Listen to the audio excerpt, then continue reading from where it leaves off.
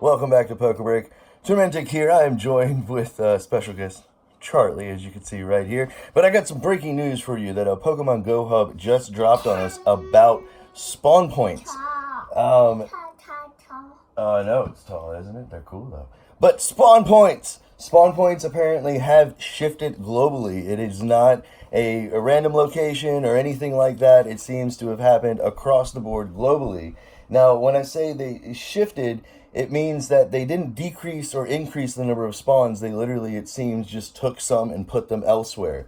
We're getting reports that spawn points were added in places with higher in-game and cellular activity than previously recorded, especially in parks and non-residential areas. Now, that means that people, especially like there's a particular park that I play most community days at, Sandy Run. That means that hopefully Sandy Run actually will have increased spawns. It already had crazy spawns, but increased more spawns because of so many people playing there so often, which is really cool. A lot of people like to take walks, especially walks in nature, things like that, through the woods. And what this will do is that, especially if you're not in a national park or any sort of park or anything like that, if you're just walking through a path that's actually listed on like Google Maps, for example, through the forest, this might increase the number of spawns that you actually have gotten there, especially if you tried playing the game. It's interesting because they specifically said non-residential areas, but I do know that they did decrease the number of spawns in like parking lots. So I'm guessing this might be more beneficial for probably people like in cities where there aren't a couple Pokestops or anything in between them, like for a couple blocks, but they still walk those couple blocks. You might actually see an increase in spawns. Next thing is spawns were removed or reduced from areas where Pokemon were overpopulated in respect to player count. Now, that one I can attest to. I think I'm the only one right here around my house that actually plays the game, and I lost some spawn points, but I also lost so the number of spawns that would come from them, it seems, as well, personally here at my house. So that just means that instead of something spawning two things, three things, it might only spawn one, especially if there's only one person actually playing the game in that area. Next, some spawn clusters were reduced while others were doubled. Not sure why it happened, but the new cluster spawns come in the shape of fours. Cluster spawns are a spawn point, in case you don't know, that actually spawns multiple things at one time. And what they're saying is that the new reports of cluster spawns are actually showing up in counts of 4. So at one time, 4 things will show up. Or at one time, 8 things will show up. So because they're saying that it goes in multiples of 4. Now, this next one is actually really interesting. We've observed a peculiar phenomena where new Pokestops draw spawns from neighboring residential areas closer to the Pokestop location. It's far too early to confirm it, but we've heard reports from other players as well. Now, from my understanding, what that means is that there will be a Pokemon that will be spawned away from the actual Pokestop, but the Pokestop itself will make it spawn if you're at the Pokestop. That one's really interesting. It would definitely change the game a little bit, because if you think about it, that means that the Pokemon would be in 2 places at once, but if you were to interact with the Pokestop first, you would actually get that spawn that before you actually went to the spot where it was. So that one's really interesting.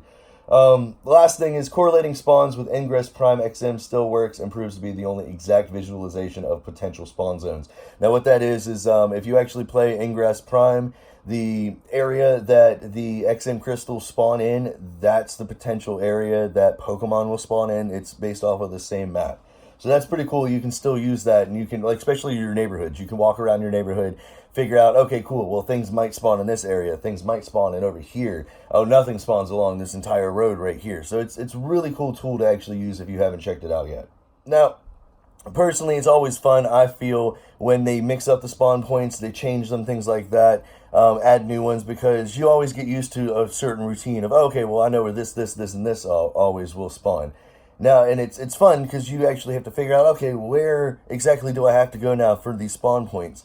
The only thing that I feel kind of it's going to hit them a little bit negative-wise is that I was going through Twitter, and there's a lot of people upset because they lost all of the spawn points at their houses, where some of them might have only had 2, some of them had 8, but they lost all of them. Now, I had roughly about 7 or 8 that I was able to actually keep count of, and it seems like I've lost a good 4, honestly. I noticed something the other day where I wasn't getting many spawns at my house, and I wasn't sure if it was because of the end of the event or anything like that, but it seems I've lost some actual spawn points. Now, the other interesting thing, too, is that there's only one area where I'm from where 4 weather grids actually intersect over land, because I'm from an island. And I've noticed that where that 4-way intersection is too, spawns used to be crazy there because you could have potentially 4 different types of weather all intersecting at one place.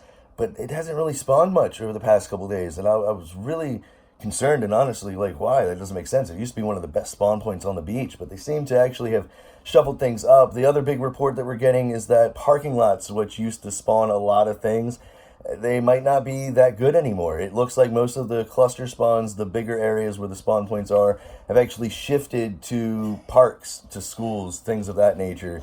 I'm really interested to check out a park that's actually close to me. It's called Aviation. Ever since the game came out, it never spawned anything. I know, right? It has never spawned anything. Even if you use lures on the Pokestops, it doesn't really spawn much. So I'm interested to see if it might have shifted and we might actually get some spawns there, because that would be it's the best cluster of Pokestops that we have down here.